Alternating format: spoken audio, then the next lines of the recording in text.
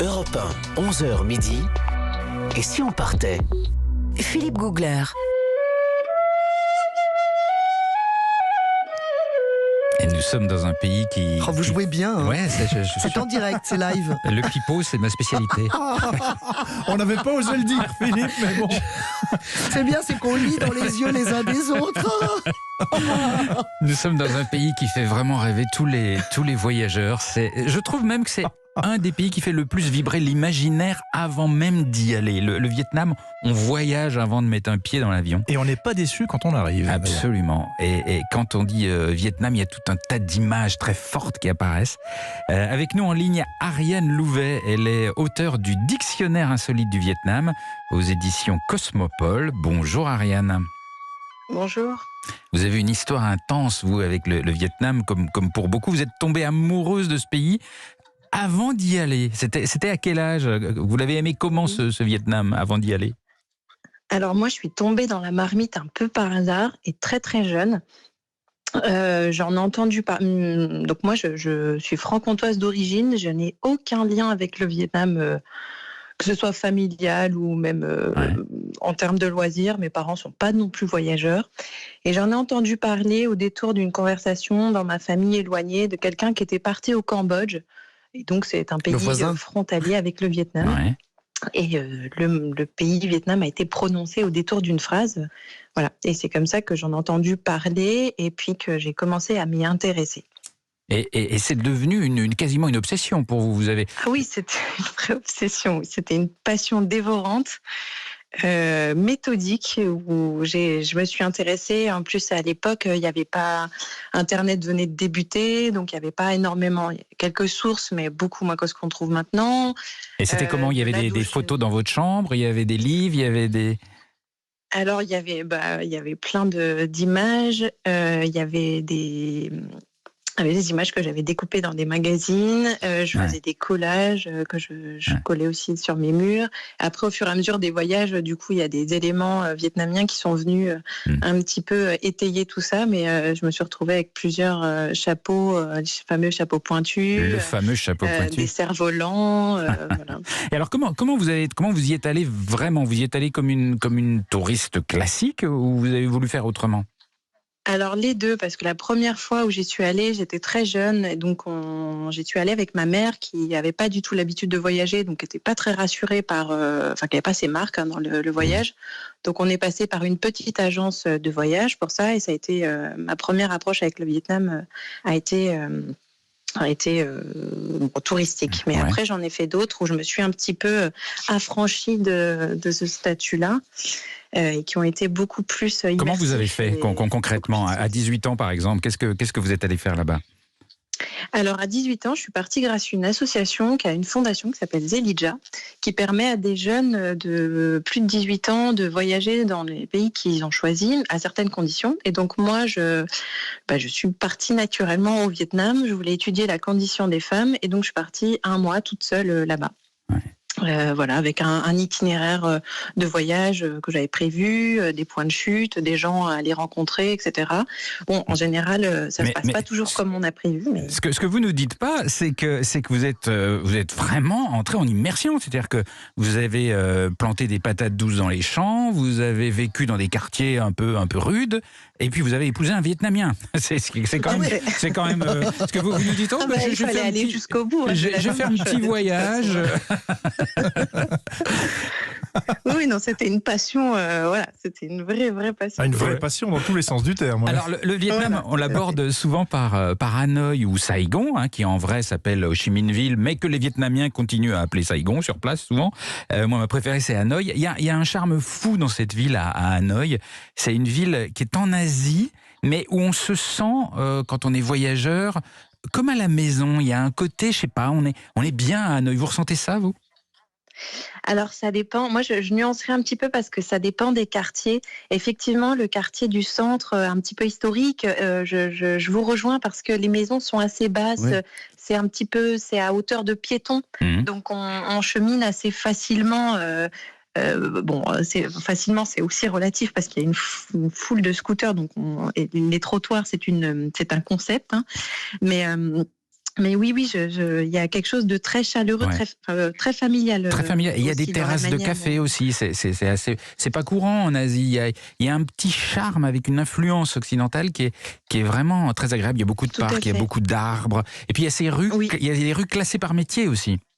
Tout à fait, c'est les 36 ruelles qui sont en fait nommées selon les marchandises qui sont vendues. Donc, il y a la rue des nattes, la rue des fils, la rue des paniers, la rue des pinceaux. Alors maintenant, les boutiques sont un peu plus diversifiées, mais néanmoins, on retrouve quand même une certaine classification. Et alors moi, ce qui m'épate aussi à Hanoï, c'est les scooters. Parce qu'alors, il y en Oh là a, là, mais c'est... c'est Ah, c'est dantesque. épique. C'est épique. Mais je trouve, si je peux me permettre, par rapport à une grande ville comme Paris, c'est plus fluide, Mais oui. curieusement. Mais Alors oui. que c'est plus nombreux, mais ça se passe mieux. Mais quand on dit plus nombreux, Oui. c'est des Ah oui. milliers, voire Ah oui, des des milliers. millions de Exactement. C'est comme le scooters. vélo en Chine, hein, c'est pareil. Hein. Ouais, mais là, ça fait plus de Espèce bruit, quand même. nuée c'est comme un essaim d'abeilles. Exactement, Oui, c'est tout à par fait. nuée. On dirait des bancs de poissons. Ah ouais. Des bancs de poissons. Ah oui, c'est ça, des belles images. Des bancs de poissons de scooters qui déplacent dans les rues. Mais tout ça dans un relatif calme. Oui, c'est ça, mais c'est très étrange. Hein. C'est très organisé en fait, Ouais. la circulation. Oui, hein. oui. Et c'est Ouais. très, très, très étonnant. On va continuer à visiter le Vietnam avec vous, Ariane Louvet, dans un tout petit instant sur Europe. Europe 1, 11h midi. Et si on partait? Philippe Googler.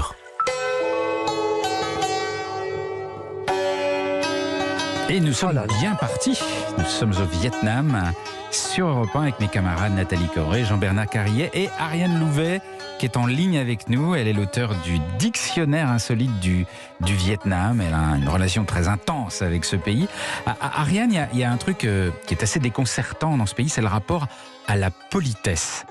Vous auriez des petits exemples? Est-ce qu'on se fait la bise, par exemple? Mais vous voulez toujours Alors, on embrasser se tout le fait monde. pas- Non, on ne se fait pas la bise, on ne se touche pas. Hein. C'est vraiment les rapports charnels sont vraiment très très limités. Donc surtout ne jamais trop se rapprocher, ne jamais faire la bise à qui que ce soit. On a d'autres manières de se saluer, hein. Notamment ce qui est assez déconcertant, c'est quand on entre en interaction avec quelqu'un qu'on ne connaît pas et en fait cette personne va commencer à poser des questions que nous en tant que Français on juge plutôt intimes, voire intrusives. Par exemple? Du style, quel âge vous avez, qu'est-ce que vous faites dans la vie, combien vous avez d'enfants, est-ce que vous êtes mariés. Bon, au début, on comprend pas très bien en fait l'intérêt de ces questions, mais justement du côté vietnamien, c'est leur manière de montrer leur marque d'intérêt, qui sont bien en train de s'intéresser à la personne avec qui ils parlent. Donc c'est vraiment un signe de politesse. Et Oui, puis alors- ça vous fait un point de repère, parce qu'au début, on vous demande combien vous avez d'enfants, puis l'âge aidant vous demande combien vous avez de petits-enfants. Et puis là, vous vous J'en dites, suis la pas encore à dernière ce fois que je suis stade-là. venu... Nathalie, j'en suis pas encore à ce stade-là. Pourquoi Mais vous ça me va regardez? venir, ça va venir. Jean-Bernard, ne désespérez pas, ça va arriver. Et qu'est-ce qui est très impoli, par exemple, au Vietnam? Alors, ce qu'il ne faut jamais faire, c'est montrer du doigt, du doigt une personne. C'est aussi rentrer dans une maison avec ses chaussures. On laisse toujours ses les chaussures chaussures. sur le seuil. Ouais. Ça, Et- c'est vraiment important. C'est pas réservé que aux temples religieux. Ouais. Alors, il y a un autre truc qui est formidable au Vietnam, c'est ce qu'on mange. Parce que je trouve, moi, personnellement, Ah oui. que c'est la meilleure gastronomie d'Asie. C'est juste super bon et partout. Oui, même par terre, dans la rue, Oui. sur des petits tabourets en plastique. Ouais, c'est super. Absolument, un boui-boui, n'importe quel boui-boui, où franchement, des fois vous dites, tiens, c'est un peu sombre, ça a l'air pas ragoûtant, mais c'est délicieux à l'intérieur et ça coûte rien, et c'est fantastique ça. Oui, et d'ailleurs, je dirais même que c'est la première raison d'aller au Vietnam, c'est pour manger. Hein, c'est vraiment ça peut être la raison principale, et je vous rejoins. Pour moi, la gastronomie vietnamienne, c'est vraiment la meilleure d'Asie, et oui, ça vaut vraiment le détour. En plus, plus on est dans des boui-boui, c'est exactement ce que vous dites, plus c'est bon, plus les saveurs sont fines, multiples, Ouais. Ça a l'air d'être simple, mais en même temps, quand on prépare tout ça, ça paraît, nous, en tant que Français, ça nous paraît d'une complexité incroyable, alors que pas du tout. Pour eux, c'est vraiment une cuisine de base. Mais on mange très varié, des légumes, de la viande, tout est coupé, haché finement, bien ordonné dans les assiettes, dans la manière de présenter, c'est très joli. Et c'est vraiment très parfumé. Ils utilisent énormément d'épices et je ne trouve plus le mot, d'herbes aromatiques. Voilà. Ouais. Nathalie? Et puis c'est gluten-free. comme on dit, puisqu'il y a beaucoup Oui, de riz, tout à fait, beaucoup oui. de riz, Ouais. sous forme de riz, sous forme de pâte de riz. C'est d'ailleurs, j'avais lu quelque part que prendre son repas se disait littéralement manger du riz Oui, c'est vrai. Tout à fait. en vietnamien. Ankom, oui. Oui, on dit Oui, pas, oui. on Comment va vous dites, vous? Allez-y. Alors, Ankom. Ankom. An, ça veut dire manger et comme c'est le riz, effectivement. Voilà. Mais ça veut dire, quand on dit à table, par exemple, on crie Ankom dans la maison. Ah oui, à table, Ah. c'est mange du riz. Voilà, exactement. Et c'est vrai que les Vietnamiens, quand ils passent quelques jours sans manger du riz, ils ont l'impression d'avoir super faim, même s'ils ont mangé autre chose. Quoi. Ouais. Et c'est des gros. Psychologiquement, ça ne les remplit pas. Et quand on les regarde, c'est qui est marrant, c'est des gros mangeurs, alors qu'ils sont souvent fins comme des fils. Hein. Oui, ils c'est injuste. mangent tout le temps. Je ne sais pas ce qui se passe, comment leur métabolisme fonctionne, Ils mais brûlent. ils mangent tout le temps. Beaucoup. Parce qu'il faut dire qu'il y a de quoi, tout est tentant. Il y a des petites marchandes ambulantes où tu as tous les coins de rue, des cafés. On peut acheter des fruits dans les marchés ou même le long des trottoirs. Donc, C'est une nourriture Oui, qui est ils sont toujours super en train de manger. équilibrée. Et pour digérer, il y a le bétel. Il faut mâcher du bétel pour digérer. Ça Ah, aide. oui, non, c'est horrible ça. Ah, le bétel. faut ça, assumer le le bétel, style après, ça fait des dents noires. Les dents noires et les gencives rouges. Ah, terrible ça. Voilà, exactement. C'est Mais- très chic. Alors, il faut expliquer ce que c'est que le bétel. Oui, c'est une plante qu'on chique, hein, qu'on mastique, Ouais. avec de la noix d'arec, hein, c'est ça? Exactement. Ouais. Oui. Mais c'est une Alors espèce souvent, de. on voit, c'est les personnes âgées qui font ça. C'est vraiment les anciennes générations. On voit peu de jeunes avec Oui, ces dents avec les dents noires. noircies. Ouais, parce que ça fait une Et bouche c'est aussi atroce. ce qu'on met pour les mariages. C'est un équipement, entre guillemets, de base dans les mariages traditionnels. Il y a toujours la feuille de bétel et les noix d'arec en offrande. Pour la bonne haleine. Euh, Et la bonne digestion. Mais le bétel, est-ce que c'est une drogue ou pas? C'est quelque chose qui est voisin, qui monte un peu la tête ou pas? Je ne pense pas. Il doit y avoir peut-être certains effets secondaires, mais légers. Donc ça Ouais, va- ouais. Quelle est au Vietnam la place de l'individu? Parce qu'on a l'impression qu'il n'a pas tout à fait la même place par rapport au groupe. On a parfois l'impression que finalement le groupe compte plus que la personne. C'est une. Oui. Oui, en fait, l'individu doit s'inscrire dans un groupe pour avoir sa valeur, pour qu'il soit digne d'être individu, entre guillemets. On retrouve ça dans les cercles familiaux, par exemple les personnes qui vivent seules, qui ne sont pas mariées, qui n'ont pas d'enfants, deviennent très vite marginalisées, c'est très difficile, parce qu'il faut être inscrit dans un groupe, donc à la fois familial et social aussi. Il faut apporter quelque chose à la société, à la famille. Il faut être considéré en tant que fils ou en tant que mari ou en tant que frère, mais voilà, c'est vraiment, on est positionné par rapport à. Ça change vraiment par rapport à chez nous. Il y a une fête que j'aime beaucoup au Vietnam, c'est la fête du Tet, qui est une énorme fête, c'est la fête du Nouvel An lunaire. J'avais assisté lors d'un tournage d'un épisode de Faut pas rêver à un moment assez particulier, mais c'est que les gens vont acheter des fleurs, mais avant la fête, mais il faut les choisir de telle façon, ou des arbres, je crois plutôt, de telle façon qu'ils éclosent, ils fassent des fleurs, mais le jour de la fête. Et Oui. c'est très compliqué. Oui, alors maintenant ils ont des petites, ils se font aider. Ils ont pour les fleurs par exemple, il y a des petites mailles qui sont mises autour des pétales et qu'on enlève le plus tardivement possible pour que justement la fleur n'éclose pas. Ah, mais c'est de la trop tôt. triche. Ah, c'est de la triche, mais bon, c'est la technologie qui se met au service des coutumes. Non, parce que moi j'avais vu des gens qui étaient très inquiets parce il fallait vraiment aller chez le fleuriste. Ils achetaient des petits arbres, mais il fallait que les bourgeons soient pas du tout éclos, mais être sûr qu'ils éclosent 3 jours plus tard, pile le jour de la fête. Ils étaient Magique, très stressés. Ben, il faut pour que ce soit magique, oui. ouais. Oui, il y a beaucoup de rigueur dans la préparation de cette fête-là. Alors, nous, en France, on dit la fête du Tet, mais c'est une redondance parce que le Tet, ça veut dire fête déjà. Donc, on dit le Tet.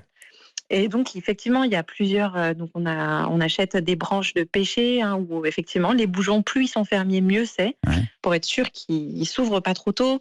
On prépare les gâteaux, donc qui sont des gâteaux, les bánh chưng ou les bánh tét. Donc, ce sont des gâteaux à base de riz gluant qui sont en forme de carré, qui symbolisent en fait la terre. Donc, on les fait cuire pendant une grosse journée. Ça cuit pendant au moins 12 heures. Et c'est enveloppé dans des feuilles. Alors, c'est pas les feuilles de bananier, mais ça y ressemble vraiment beaucoup. Avec un petit peu de viande de porc et puis des oignons.